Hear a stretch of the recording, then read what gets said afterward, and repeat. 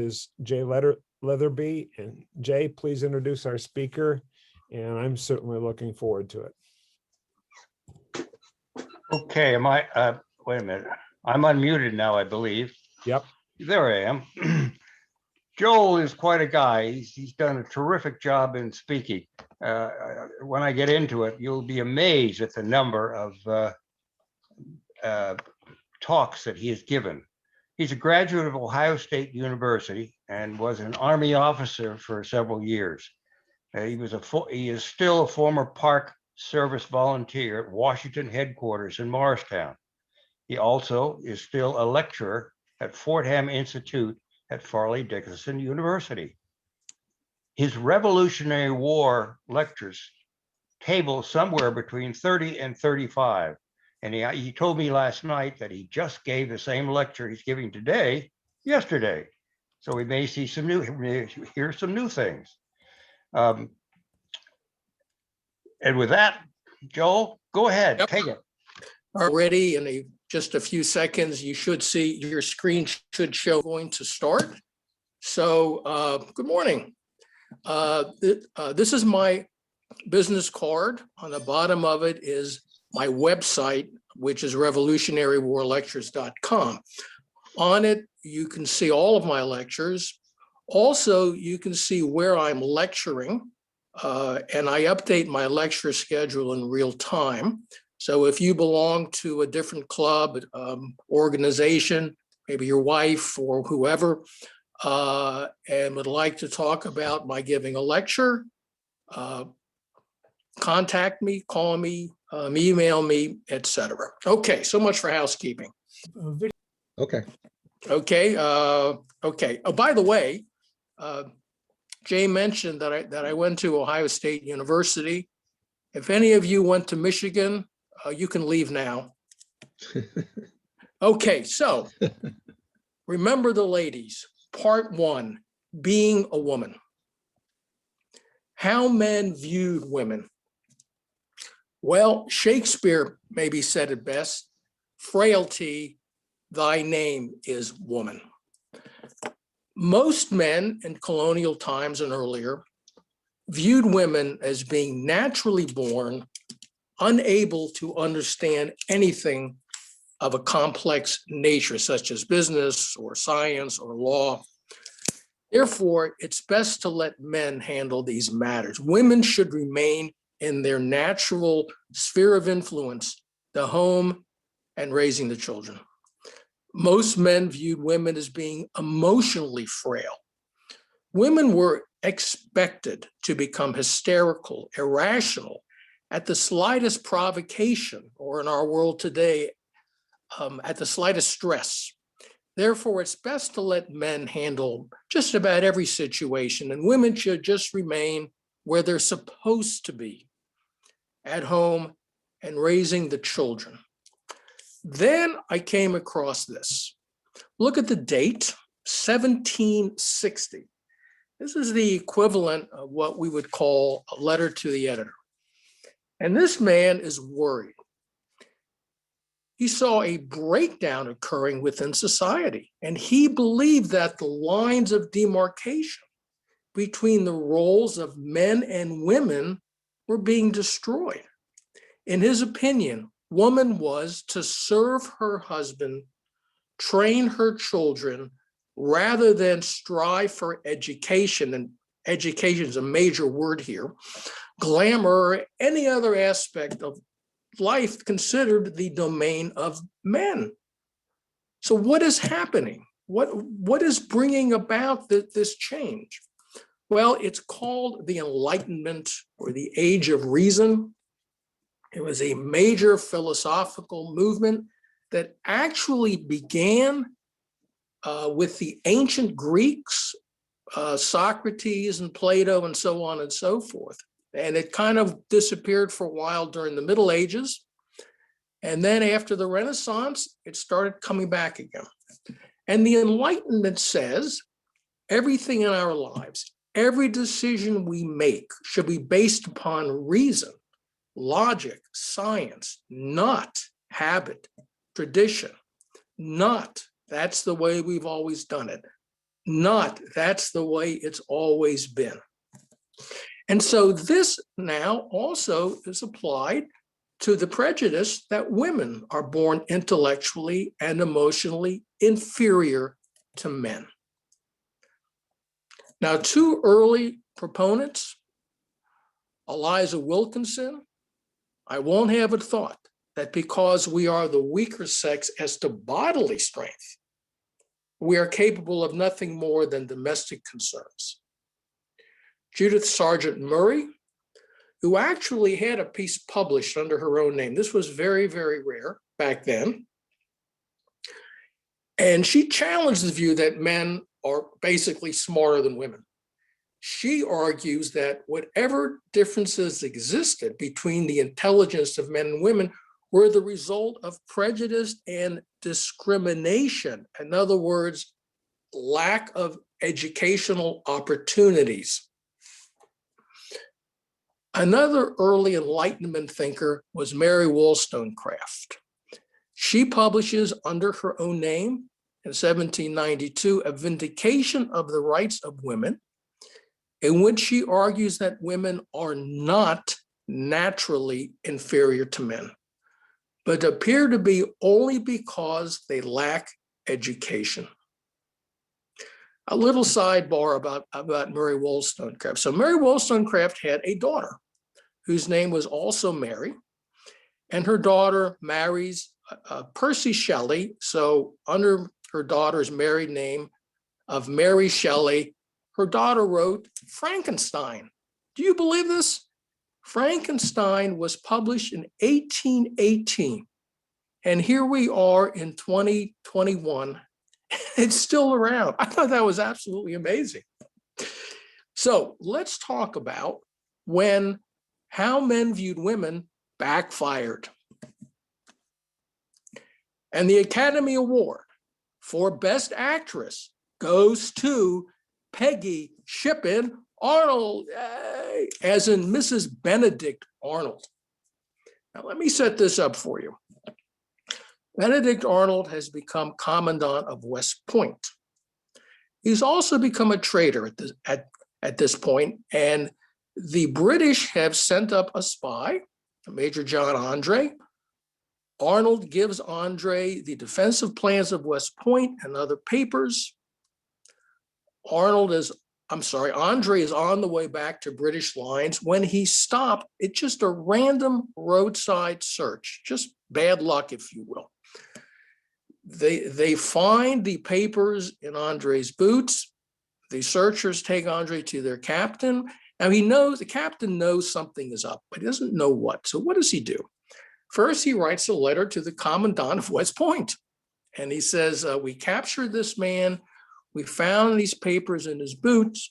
We're going to hold him. The papers themselves were sending directly to General Washington. Now, the next morning, Benedict and Peggy are having breakfast. Now, Peggy was very, very complicit in Arnold becoming a turncoat, as they would say, a traitor. She encouraged it, played a major role in this. So they're having breakfast and they are expecting George Washington and his staff that morning for an inspection. But who shows up first? The messenger. And as soon as they read that these papers have been found, they realize that Arnold's treachery will soon be public knowledge. It'll be found out. So they immediately go up to their bedroom. They tell their staff that they're not feeling well. Arnold actually leaves out of a window and Peggy stays in her room. Here comes George Washington and his staff. No Arnold, they do the inspection anyway. Later that afternoon in the house, here comes the messenger with the papers found in Andre's boots. Well, Washington immediately understands what has happened. Now, on Washington's staff is Alexander Hamilton. So thinking that maybe Arnold just escaped a few moments earlier, Hamilton runs out hoping maybe he can catch Arnold, which of course he's not able to do. So he comes back and he writes his fiance a letter. I'm not going to read you the whole letter, but I am going to read you parts of it. So when on my return, this is Hamilton when he gets back to the house, I saw an amiable woman frantic with distress for the loss of her husband. It was the most affecting scene I ever was witness to. She, for a considerable time, entirely lost her senses. We have reason to believe she was entirely unacquainted with the plan. She instantly fell into a convulsion. She's apprehensive the resentment of her country will fall upon her for the guilt of her husband. Her sufferings were so elegant that I wished myself, her brother, to have a right to become her defender.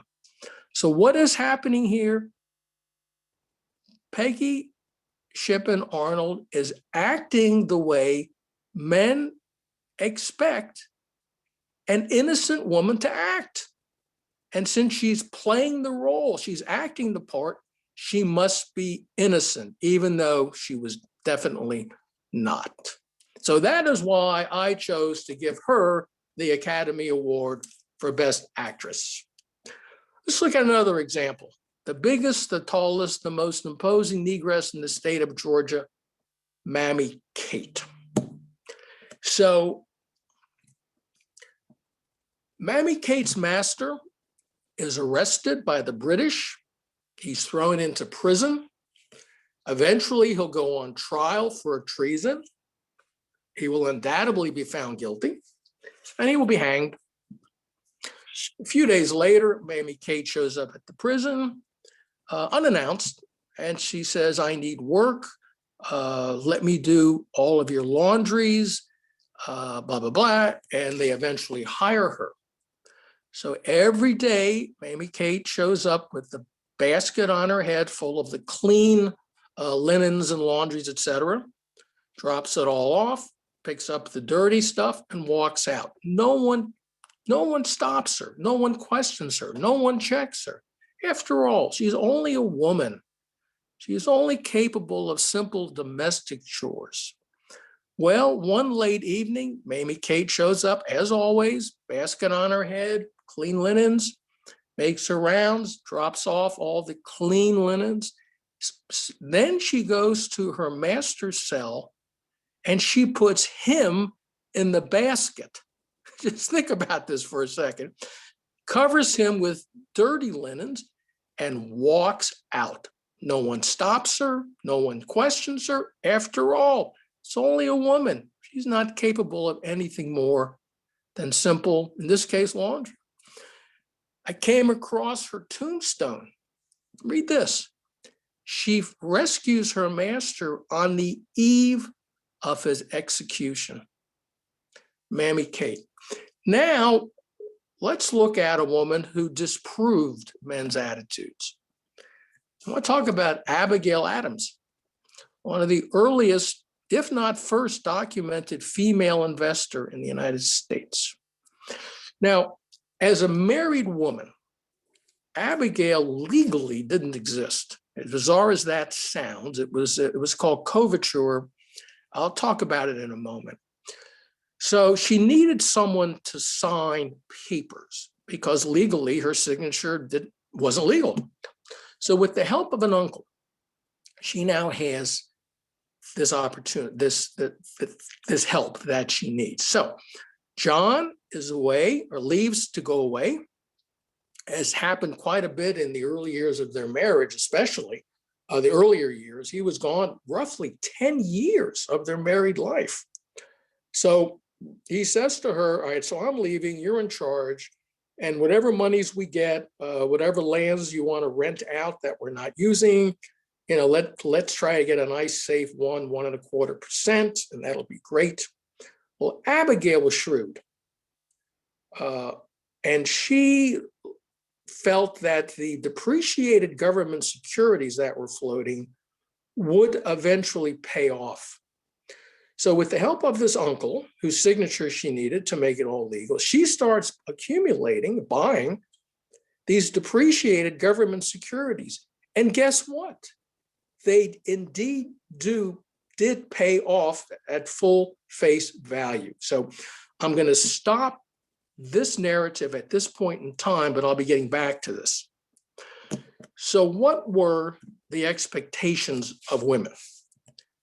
Well, it was to have children, and then it was to have more children.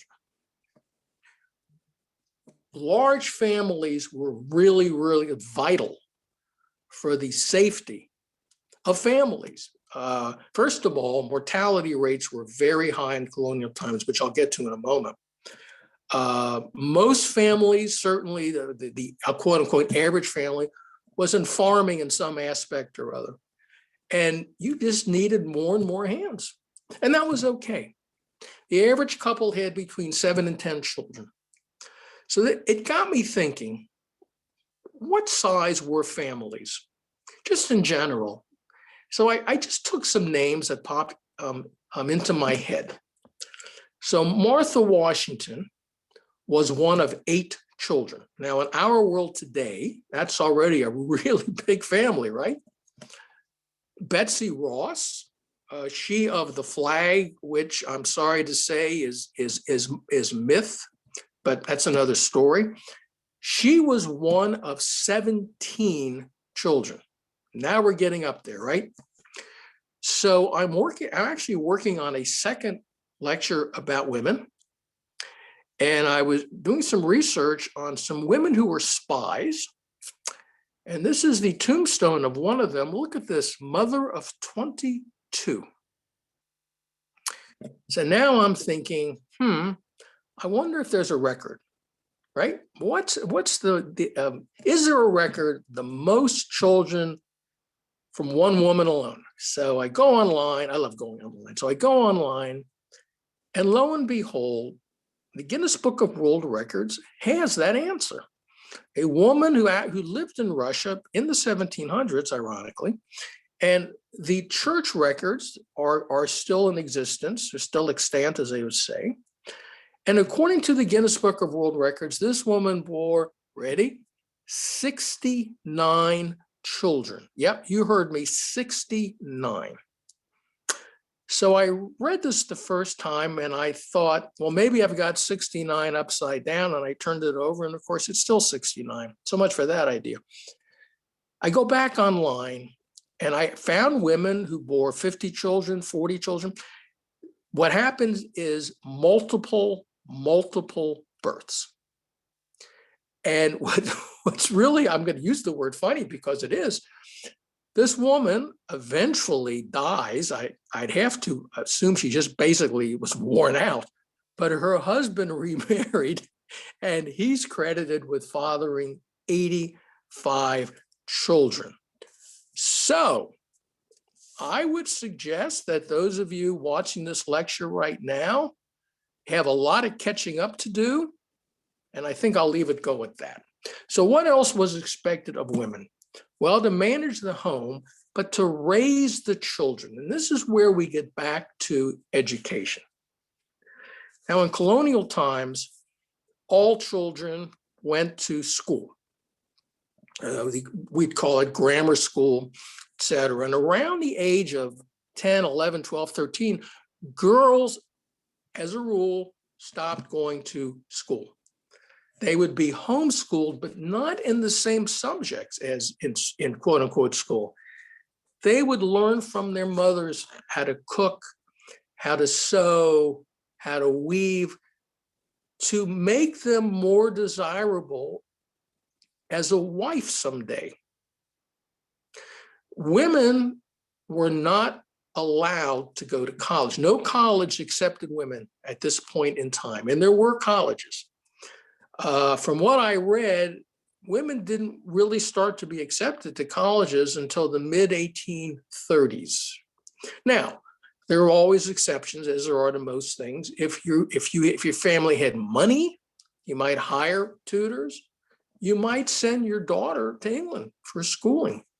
Let's go back to the Enlightenment for a moment, because one of the Enlightenment thinkers, Mary Astell, women should have access to education.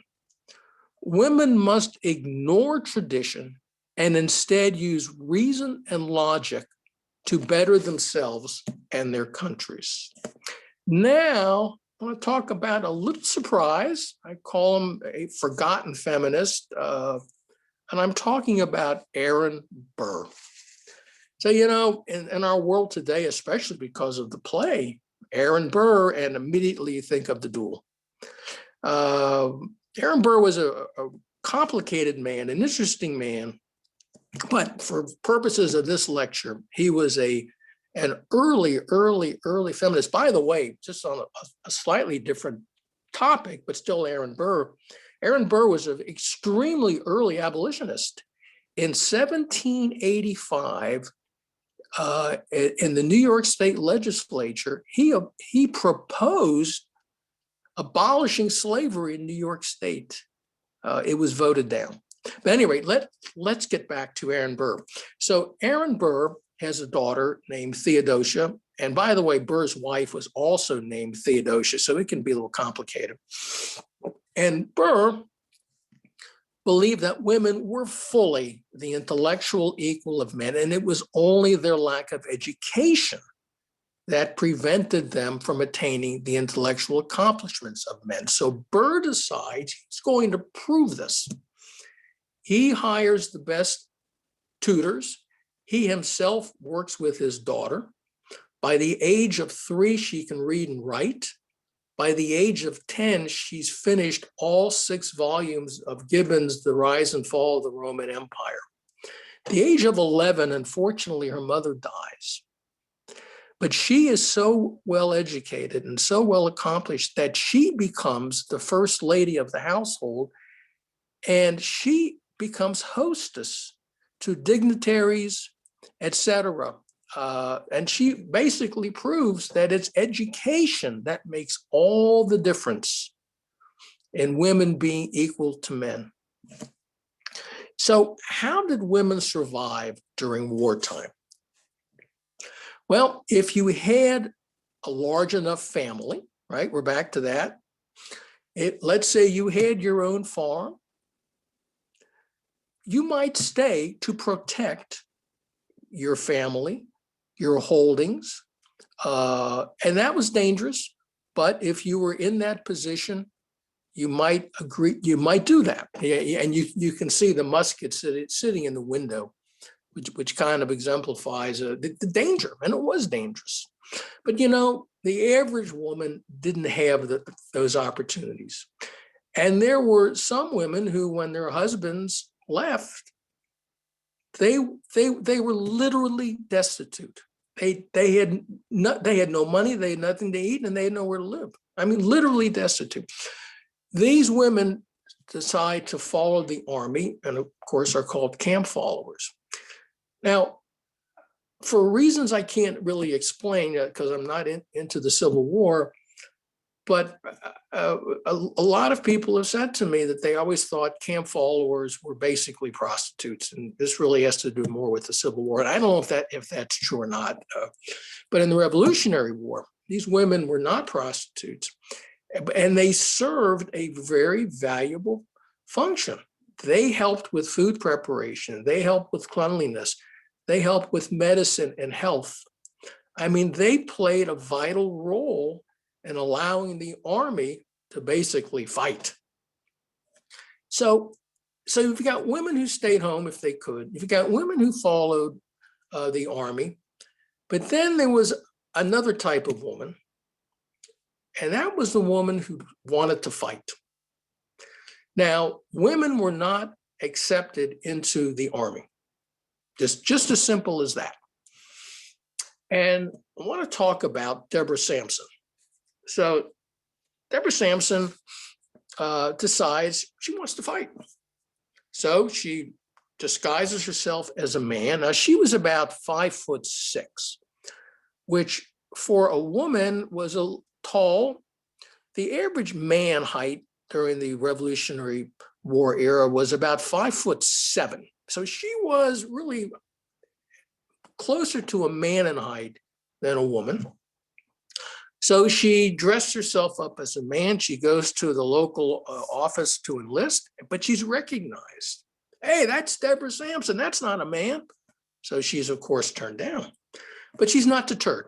She goes to the next town They don't know her, and she's accepted. So she fights, and roughly a year later, give or take, she's wounded twice. So she's taken to the hospital. So first they address her head wound, which was not serious. And before they can get to her thigh wound, she leaves the hospital because she knows if they, see her thigh, they're going to realize that she's a woman. Now, in her thigh are two, not one, but two bullets, two musket balls. With a penknife, she removes one of these musket balls by herself. Think about that for a moment. She tries to get the second one out, but she can't. So she leaves it in her thigh the rest of her life. It stays there. Not too long after that, she gets very sick. There were a huge number of diseases, epidemics. She's taken to the hospital, and now it's discovered that she's a woman. But because of her military record, which was exemplary, not only is she given an honorable discharge, which is like unheard of, she's the only woman to be given a pension for service during the Revolutionary War. Deborah Sampson. So what else was expected of women? Well, did you ever go to a wedding? I won't say recently, but years ago, do you promise to love, cherish, and obey? Oh boy, that obey word, I don't know. It doesn't resonate too well in our days. Let's take a look at a couple of women who defied, especially the obey thing. And of course, we're going to talk about Abigail Adams, the title of this lecture, Remember the Ladies. And those three words, you'll find them all over the internet. They've almost taken on a life of their own. I love Abigail Adams. I'm going to be talking more about her. But she said to John, who's away at the Continental Congress, and this was before we've actually declared independence. By the way, we don't declare war, we declare independence. Remember the ladies and be more generous and favorable to them than your ancestors. Now listen to this. We are determined to foment a rebellion and will not hold ourselves bound by any laws in which we have no voice or representation. This was from 1776. Pretty independent thinking. Let's talk about Lucy Knox. Now, you may not know this name, but if you know Washington's generals, her husband was Henry Knox. He was one of three. Washington had three, what they call his most trusted lieutenants. That wasn't their rank, but Alexander Hamilton, General Nathaniel Greene, and General Henry Knox. Knoxville, Tennessee is named after him. Fort Knox is named after him. So at any rate, Lucy writes Henry a letter. I'm going to read you just parts of this. Oh, that you had less of the military man about you. After the war, I don't know what you will do. You're being long accustomed to command, though I hope you will not consider yourself as commander-in-chief of your own house, but be convinced that there is such a thing as equal command. Remember those words, equal command, because we're going to get back to them in a little while. So I spoke earlier about weddings years ago, love, cherish, and obey. We were at a wedding. Well, this was right before the pandemic. And so now I'm waiting to hear what the words are going to be. And it was love, cherish, and respect, as it should be.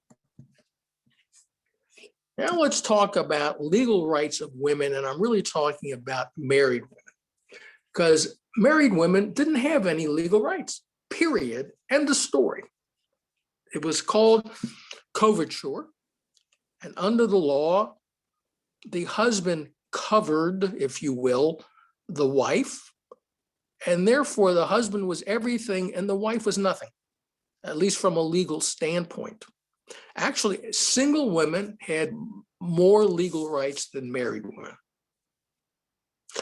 So let's get back to Abigail Adams. Now, we left off where with the help of her uncle, whose signature was needed,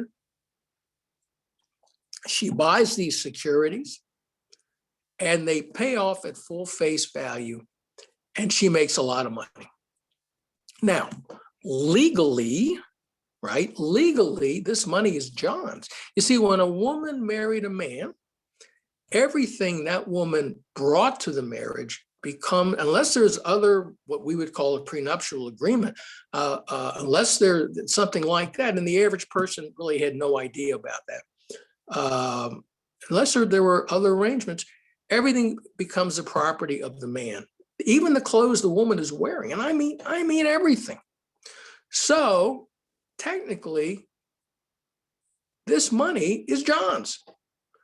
But John, to his credit, says to Abigail, you earned it, you keep it, it's yours. Okay.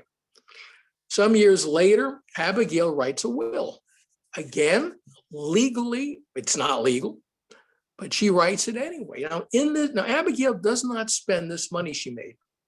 She puts it away, and in her will, she leaves like 98% of it to her female relatives, whether they were daughters-in-law or sisters-in-law or granddaughters. And to John's credit, he honors her will to the penny. I'm going to talk more about the relationship between John and Abigail in a little while. Now I want to talk about this man. This is John Custis, the patriarch of a very wealthy, very influential Virginia family. And just a little bit on a side, and I'll come back to why I'm talking about him. His son, Daniel Parke Custis, was Martha Washington's first husband. For those of you who don't know it, George was Martha's second husband. So we'll get back to that, but let me get back to the father. And the subject here is divorce. Divorce in colonial times was all over the board. In some places, it was a little easier to get in New England, which is kind of ironic because of the Puritan nature of New England back then. In the South, which would include Virginia, it was really hard to get. In England, you couldn't get one at all. Divorces were not recognized until the mid-1800s in England. So think for a moment, you're in, I don't know, New Jersey, and you actually get a divorce, but then you move back to England. Well, guess what? You're not divorced. At any rate, it was really difficult. So generally speaking, when you married, that was it. Now, John Custis had a horrible, horrible marriage. And so as the story goes, one day he says to his wife, get in the buggy, we're going for a ride. She gets in the buggy, they take off, and he eventually starts to drive the buggy into Chesapeake Bay. And his wife says, Mr. Custis, where are we going? And he said, Madam, we are going to hell. And she says, then drive on, Mr. Custis, because living with you in hell has got to be better than living with you here. Now, I'm not sure that conversation ever took place, but I don't know. It kind of shows how hard it was to get a divorce. I have to laugh every time I say this. All right, part two, life and death, health and medicine in colonial times. Two quotes I came across. Why bother cleaning my surgical instruments when I'll be using them again in 5 minutes' time? Why should I wash my hands after every procedure? I'm a doctor. I happen to have a son who's a doctor. He laughed his head off when he heard that one. So in colonial times and earlier, what are called the 3 A's were absolutely, not only were they non-existent, no one even realized that they were needed. Think about this for a second. No antibiotics which fight infections. You get shot by a musket ball, there's a good chance you are going to get an infection, and there is nothing you can do about it but hope that your body is able to fight it off And in many instances, your body is not able to fight it off. Think for a second about Deborah Sampson and the 2 bullets in her thigh. As it turned out, her body was able to fight off any infections that might have happened. She was one of the lucky ones. There were no antiseptics to prevent infections, to clean instruments. Doctors didn't even know that they needed to clean their instruments. And look at the third one, no anesthesia. Think about this for a second. Think about Deborah Sampson digging musket balls in one case successfully out of her thigh with no anesthesia. So there were diseases all over the place. The majority of them were basically respiratory diseases under various names, but there were also epidemics, yellow fever, and especially smallpox, which was the scariest disease going. And again, doctors did not know what caused any of these. They didn't really know how to prevent them, certainly, or how to treat them. So how did doctors treat these diseases, or quite frankly, any disease of any nature? Well, the word here is bleeding. So bleeding goes back to Hippocrates, the father of modern medicine. Doctors take a Hippocratic oath. But look at the date, 400 BC. So we're talking closing in on 2,500 years ago, right? I mean, it is 2,500 years. And so Hippocrates said, well, the body is made up of 4, he called them humors, think fluids. And you got sick because one of these fluids became out of balance with the other 3. So what do you do about it? Well, over the centuries, bleeding became what you did about it. Because bleeding, you could actually do something. And the idea or the theory was, well, the bad blood is taken out of your body, and your body then produces good blood, and all the 4 humors are back in balance. Of course, it doesn't work that way, but nobody knew any better. People were still being bled into the 1850s. I want to talk about taking all of this that I just said, who I consider the bravest of women. Abigail Nabby Adams Smith. Smith is her married name, but Adams is her maiden name. This is the daughter of John and Abigail Adams. And at the age of 43, she discovers she has breast cancer. So John and Abigail take her to all the top doctors, and they all say the same thing. And they say, she has to have her breast removed before the cancer has spread, if it hasn't spread already. And so she does. She has a 20-minute operation. She has her right breast removed. But do you remember I said there was no anesthesia? Think about that for a moment. That's why I call her the bravest of women. So childbirth in America was dangerous, and women knew it. I mean, women knew they might not survive childbirth. The numbers, what numbers we have, generally 1 out of 8 women are going to die during childbirth. Now, that's not 1 out of 8 births, so I'll let to be clear, but 1 out of 8 women are going to die giving birth somewhere along the line. So I came across this little chart. Now, this is New England, where it was actually a little bit healthier. But if you look up to the age of 1, mortality rates were about 20%. Up to the age of 1, it means 1 out of 5 babies is not going to make it to 1 year of age. And to make it to adulthood, the mortality rate was between 35 and 40%. Think about that for a second. Think about that. So you're pregnant, and maybe the baby is due soon. What you really want is to use a midwife, because a midwife does one thing and one thing only: babies. A doctor might go from removing an arm that was full of gangrene, coming over. Remember, he's not washing his hands because he doesn't know that he should wash his hand, and then delivers a baby. What do you think is going to happen? Well, there's a good chance both the mother and the baby are going to die. But midwives do one thing and one thing only: births. And the most famous midwife was Martha Ballard. And the reason she's famous is because she kept a diary. And for over 25 years, she kept this diary on every single birth. And this diary was eventually published, and it won the Pulitzer Prize. I have not read it, though I've read excerpts from it.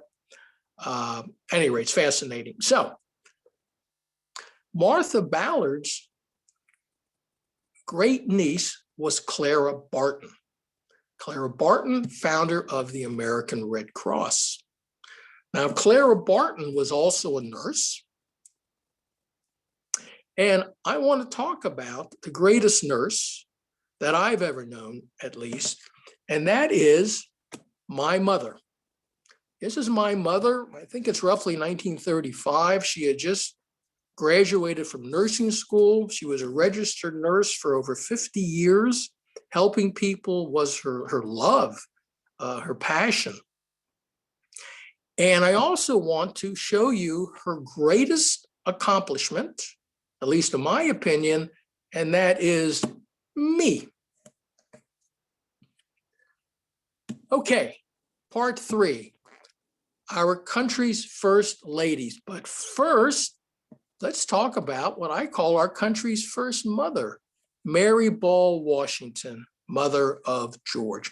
I'm going to start this little section with a timeline. At the age of 3, Mary Ball's father dies. At the age of 12, Mary Ball's mother dies. So basically, at the age of 12, she's an orphan.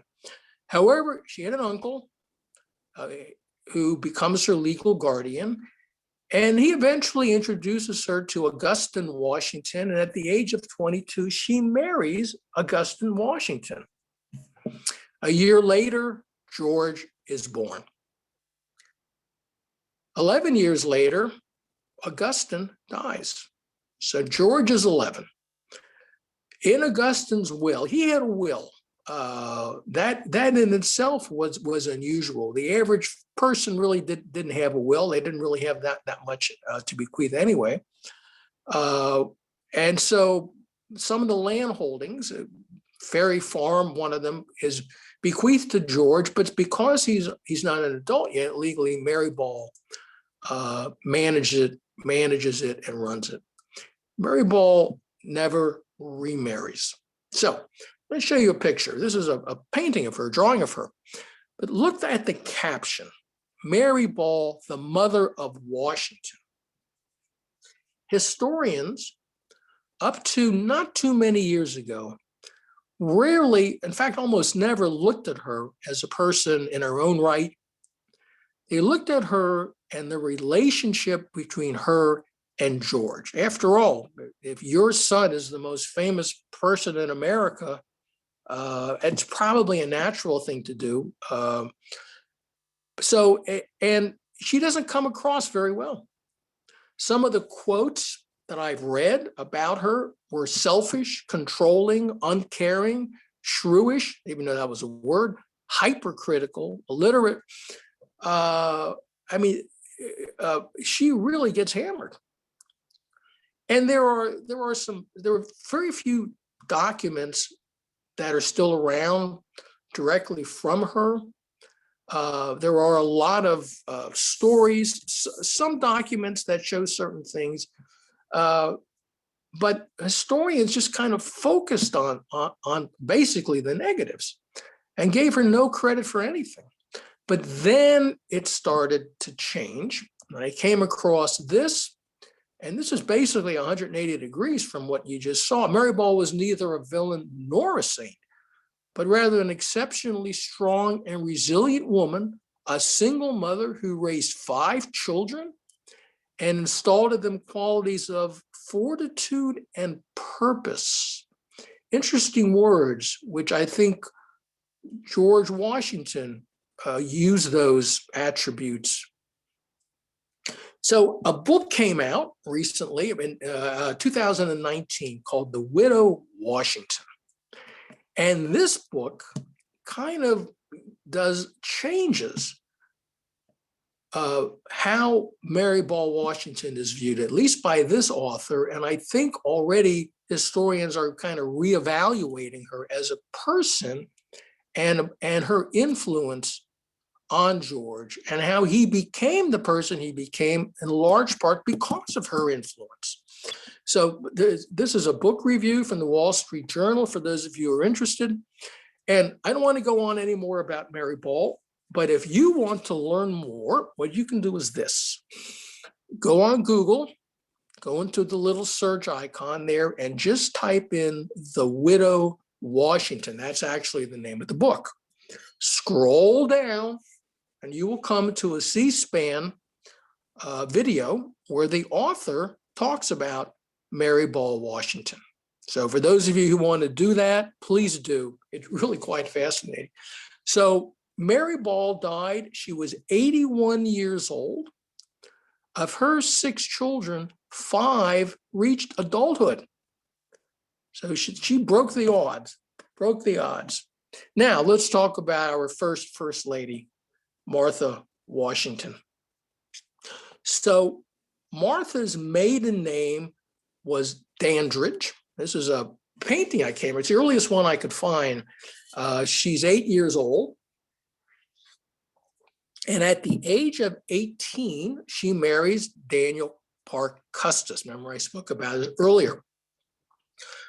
So they have 4 children in 7 years. And I mentioned 7 years because unfortunately, 7 years into the marriage, Daniel dies of a heart attack. And that year was 1757. And I came across this painting of Martha. Notice it says Martha Dandridge Custis. Of course, she's not married to George yet. And so 2 years later in 1759, she marries George.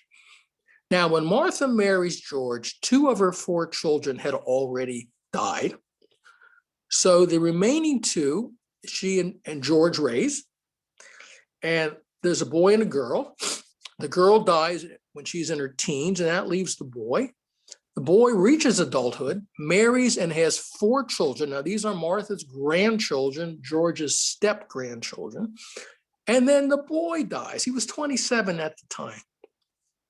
So George and Martha adopt the 2 younger of Martha's 4 grandchildren. So again, there's a boy and a girl. And the boy is George Washington Parke Custis. This is a drawing of him. He grows up, and this is an actual, what call it a photograph, marries, and he has a daughter. And his daughter marries Robert E. Lee. So if you've ever gone to Arlington National Cemetery, you look up on the hill, you're going to see this mansion. It goes by 3 names: the Arlington House, the Robert E. Lee Memorial House, and the Custis Lee Mansion. And that's where Custis Lee comes from, in this home. So Martha was 70 when she died.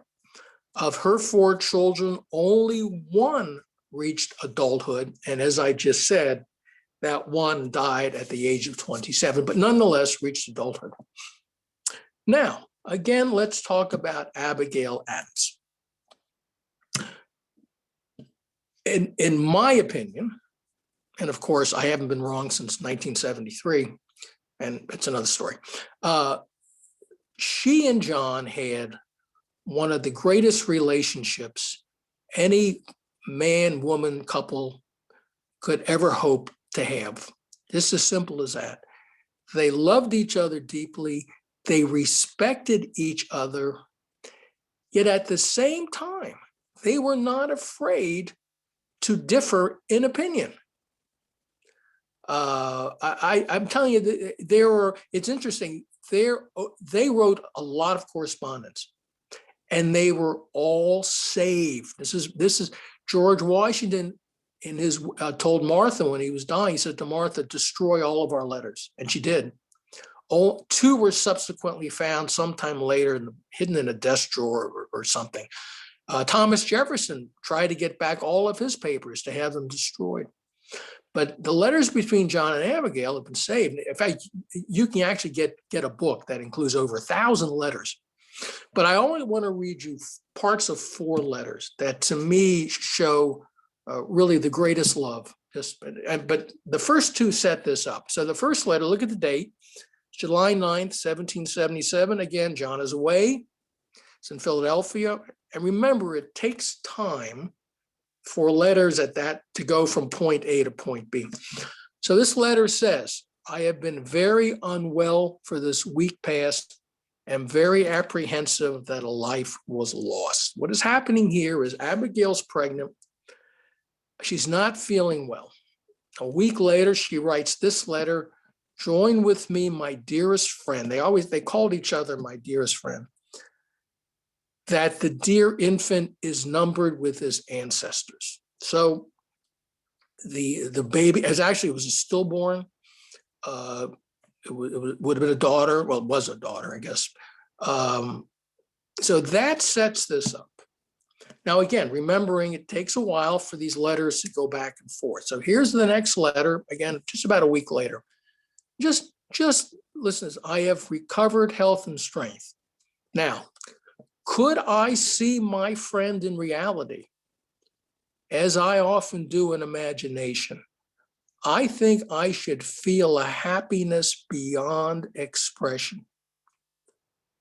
I've given this lecture any number of times, and I must tell you, every time I read that line, I still get, let's just say, I'm a little choked up. Could I see my friend in reality?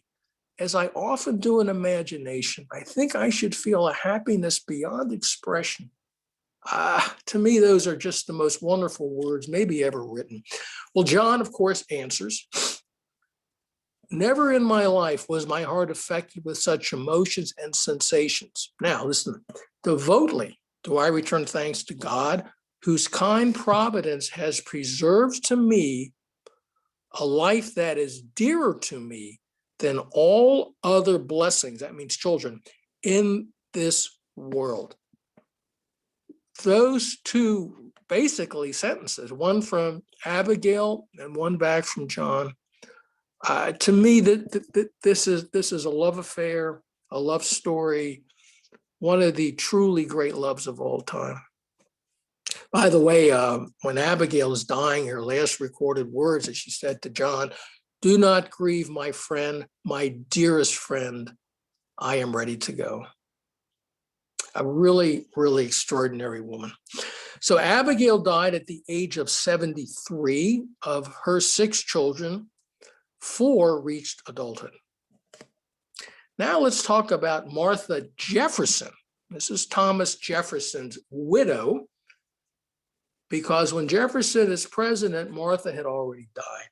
So they had a wonderful marriage. They were deeply in love with each other. But Martha physically was not the strongest. And after each birth, when she recovered, she didn't quite recover to her full strength. And this kind of accumulated. And after her 6th birth, she just wasn't recovering. I mean, she was basically dying. And so she makes Jefferson promise not to remarry. Why not? Well, when Martha was a young girl, her mother died, her father remarried, and her stepmother was not very nice to her. So she was afraid that if Jefferson remarries, his new wife would not be nice to their children. And Jefferson promises never to remarry, and he never does remarry. But what he does do, as I'm sure you all know, is he fathers children with one of his slaves, Sally Hemings.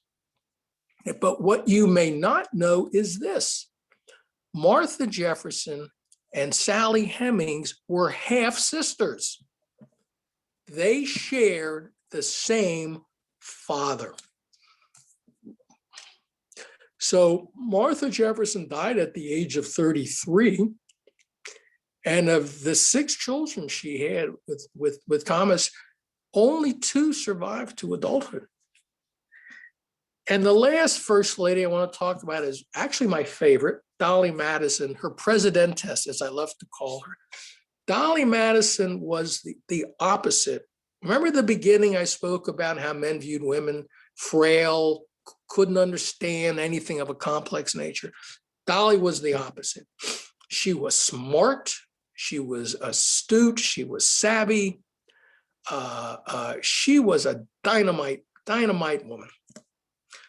So, and she was very politically savvy. And she marries James Madison. He becomes president. And I came across this, which I think was hysterical. This is from the man, Charles Pinckney, who James Madison defeated as president. I was beaten by Mr. and Mrs. Madison. I might have had a better chance had I faced Mr. Madison alone. One of the great stories, although it's not false, it's true, it happened, was that Dolly Madison saved George Washington, which is a pretty good trick since Washington had already passed away. And what's happening here is the War of 1812. And in 1814, the British burned Washington, including the White House. So James Madison and his cabinet leave, and Dolly says, I'm not leaving. I'm staying here until I absolutely have to leave. And it comes to that point, and she looks around and she sees this life-size picture of George Washington. And she realizes if the British get their hands on that, that's going to be a major propaganda coup. And they can do all kinds of things with this painting. So the last minute, she has it taken out of the frame, and she saves it. So basically, she saves George Washington, figuratively speaking. So this painting is now on exhibit at the National Portrait Gallery. The artist, of course, as you can see, is Gilbert Stuart. This is, I'll call it a photograph, for simple terms, of Dolly when she was 80 years old. Still a formidable woman, fascinating woman, one of my favorites. Now, James Madison was actually her second husband. She had a first husband. She had no children with James Madison, but her first husband, one of their 2 children, her mother-in-law and her father-in-law, all died in the yellow fever epidemic of 1793. This is how dangerous these epidemics were.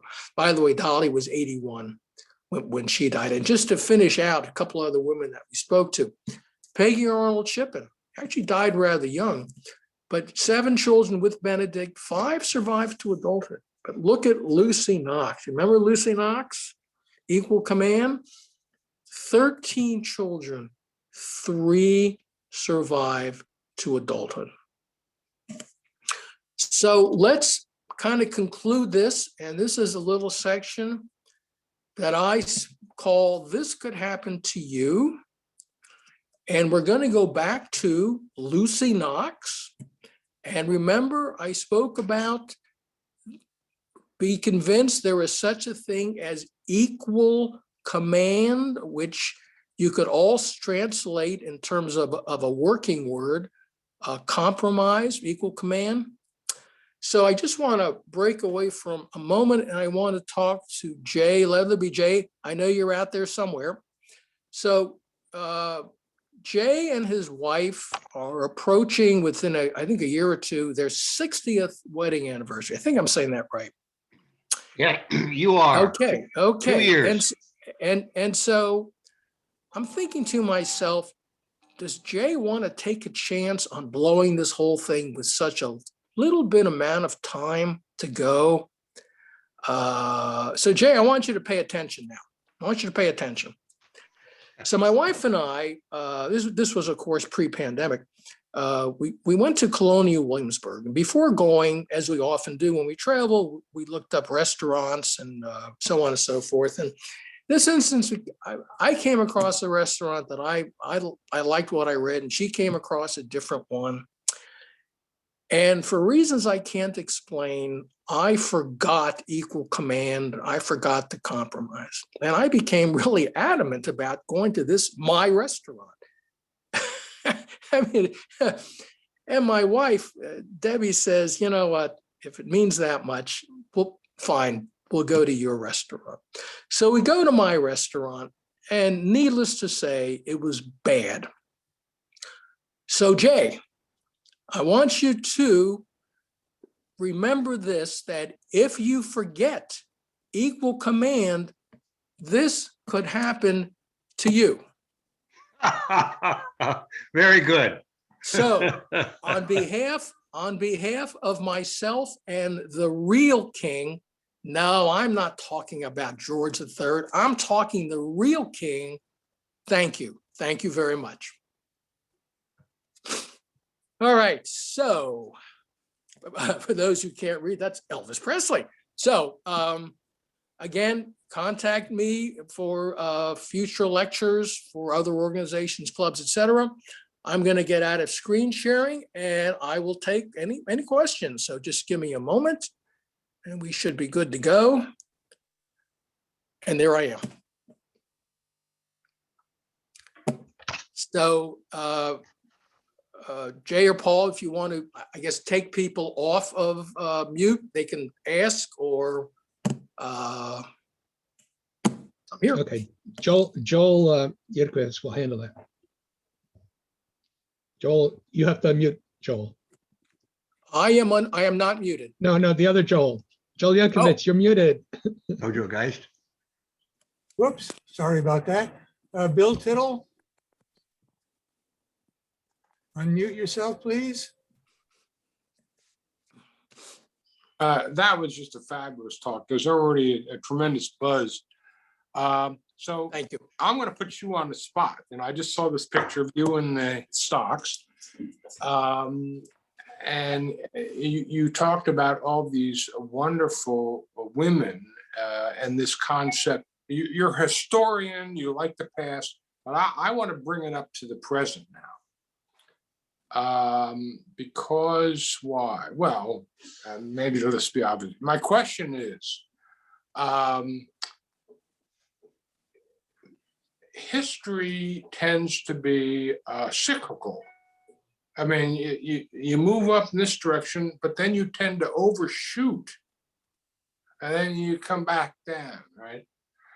Where do you think we are in the United States of America right now on this cycle? Have we reached nirvana or the equal command or what? You know, I don't give opinions. They're personal. Like I wouldn't ask you. And by the way, I'm not offended. Don't take that wrong. I don't give personal opinions when I give lectures. Whether it's politics, women, removing statues, or whatever. I just don't. Sorry. Yeah, I just emotionally responded to your talk without really. Okay, listen, that's good. That's good. I'm glad actually. Roger Burns. Yes, just one question on the statistics on how many children live to adulthood. Was that age 21 back then, or was it earlier? I think it was. I want to say 21. Yeah. All right. Yeah, it's still. You know, it's interesting. Living in the North was healthier because in the South you had more diseases, again because of weather. But anyway, to answer your question, yeah. Thank you. Excellent talk. Thank you. Walt Meisner, unmute yourself. Yes, thank you. That was a really very nice talk. I enjoyed it very much. Thank you know, two things is, you know, one is I photograph foxes, or I've done that. So I ended up doing a little bit of research. And I guess for, you know, biological life that doesn't have backup of good medicine, you know, there's a high mortality rate. A lot of them don't live past the first year and they can lose 50% of the litter. And the average life of a fox is only like 3 to 5 years, and in captivity they can live 15 years. So it's kind of interesting that colonial life was the same way in a sense, you know. The other thing is in more recent times, after, during World War II, you had Rosie the Riveter. So a lot of women went into factory work, and, after the war was over, they didn't leave factory work. They kind of stayed in the workforce. But I know from a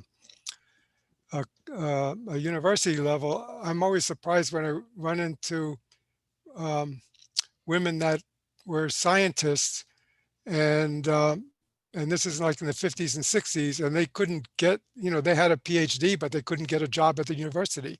All they could do is be an unpaid docent, and they really relied on their husband, who was also a professor, to have the income, and they get to do work. And in some cases, they even won the Nobel Prize, but they never got paid. So, this is like a more interesting perspective in more modern times versus colonial, Civil War, revolutionary times. So I thank you for your talk. Thank you. Any other questions? Raise your hand, please. Where is it? Okay, Nolan? Yeah, Okay, you're up. yeah, quick question. Terrific talk. I really enjoyed it. Thank you. But one of the questions is, when you went to Williamsburg, and I've been there, I want to know the name of that restaurant so I don't go there. If you can ever think of it, email me. All right. Okay. Now, again, this was one of the restaurants actually in Colonial Williamsburg. Okay. There is a restaurant, ironically, I'm probably going to be in Williamsburg in May. My wife and I are getting our second shots next week, et cetera, et cetera. And if things work out, there is a restaurant. If you're going to Williamsburg, let me see if I have it with me. I don't think I do. There is a fabulous restaurant, but it's not in Colonial Williamsburg. It's it's like right outside. It's something Canary, the Orange Canary or something like that. It's not colonial food. It's more, modern food, if you will. I can't remember the name of the one in Colonial Williamsburg. I think it was a woman's name but at any rate, if I think of it. Okay. I Thanks. think I blotted it out of my mind. Okay, Nolan. All right. I'd like to hear you talk a little more about Abigail Adams. History notes that John Adams was only in Washington for 2 of his 4 years as president. For 7 months period, he was at his house as a raving maniac for 7 months. And Alexander Hamilton and all the members of his cabinet, when they wanted to do anything, would talk to Abigail Adams. So I would position Abigail Adams as the first woman president, but I'd like your reactions. Oh, that's good. Yeah. Listen. Based on what you said, and I do not know that information. I'm not saying it's wrong, by the way. I'm just saying I don't know that. You could. She was certainly smart enough. She certainly understood politics. John only lived in the White House in Washington, D.C. for a few months, because the White House wasn't open to be lived in until 1800. And John was pretty much winding down what was really not a very good presidency. I mean, the Alien and Sedition Act that he passed, it's just, and he got caught up in politics, and it was not a good, he was not happy. He was not, in fact, he left. When his term was up, he just went home. He wasn't a happy man. But Abigail was a very incisive, she was shrewd, she was smart, and she probably would have been a better president than John, to tell you the truth. But but John, in the founding of our country, and you go back to before we had even declared independence, he was so influential, and the things he did. There's a famous letter he wrote.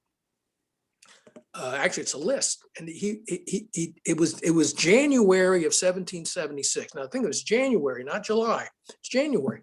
He's already thinking of things that need to be done, and on this list, he's got Declaration of Independency. I mean, the man, and he gave his energies. He was on, again, when they're in Philadelphia and they're trying to work out that to declare independence, among other things. And anyway, he's there for a while. He is on over 90 committees. Have any of you been on one? Can you imagine what it's like being on 90 and how much time that takes and energy and energy? He did a bunch of things, but he was not warm and cuddly. He was very irascible. And our world today, Abigail actually shines better than he does. And most people really don't know much about John Adams at all anymore, which is a shame. I do talk about him more in other lectures, but not in this one. So. Okay, I'm a we'll pretty take the good last public speaker, question but from. you're better. Oh, I mean, you're a great public speaker. I give you kudos. Thank you very much. And take you the don't last talk about question current events from like I don't, which you know is the road to hell. Carol Cryer, please. First, I want to thank Jerry Harrigan for inviting me today, and I appreciate this lecture since it is Women's History Month. I became interested in the American Revolution through an entertainment point of view. My husband was in the play 1776 on several occasions. What is your husband's name? Edward Cryer. We don't live locally. But because I met someone else who was in 17, ironically, but that's not okay. And then we got hooked on the show Hamilton and that.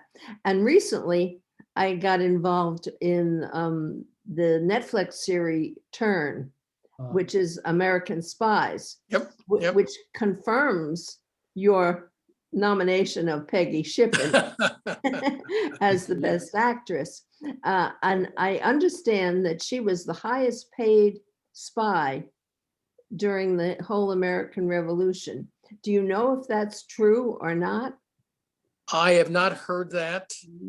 I'm not aware of that. She technically, I don't think she was so much a spy as she was a conduit between John Andre, the British spy master, if you will, and her husband, Benedict, who was unhappy to begin with. And that's a whole nother story that I talk about in a different lecture. But once they married, and she was a Tory, her whole family were Tories, and she was very influential in kind of pushing him over the edge, if you will. But I am not aware of her being a paid spy, so I can't answer that way. You know, speaking of women spies, and you're talking about Turn, the Culper spy ring, as it's called in Turn. There's a woman there. To this day, no one knows for sure who the woman was. By the way, that is still unknown. When the ring was formed, even Washington was not told who the members were, because this way he could not accidentally, mention a name.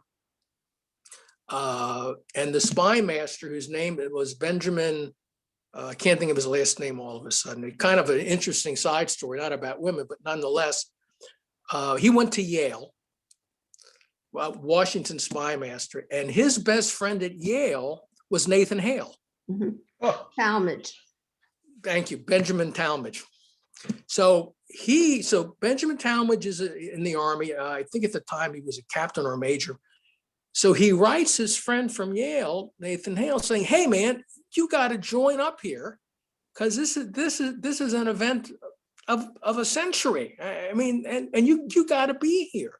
So that's what brought Nathan Hale into the Army.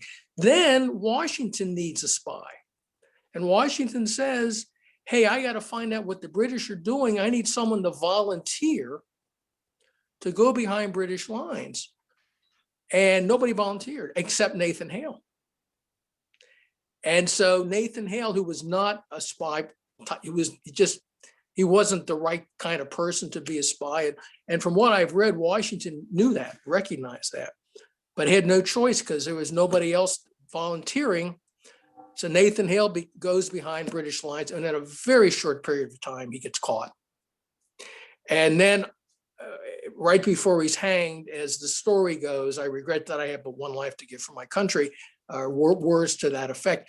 But what I found moving, I was up at Yale University, before the pandemic.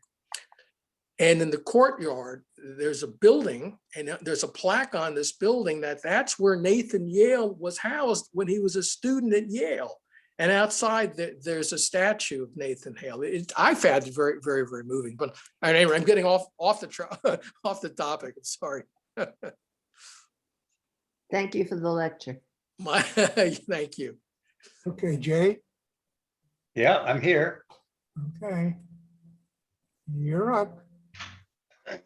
Okay. I'm not really familiar with this, but I think we're talking about a chart, a gift certificate, are we? Yes. Okay. Here it comes. We, as a token of our appreciation for you, Joel, we have a gift certificate, and there it is. And as you can see, in Summit, the flower, which was important then, is the orchid. That's sort of the symbol flower of Summit, and also the Old Guard.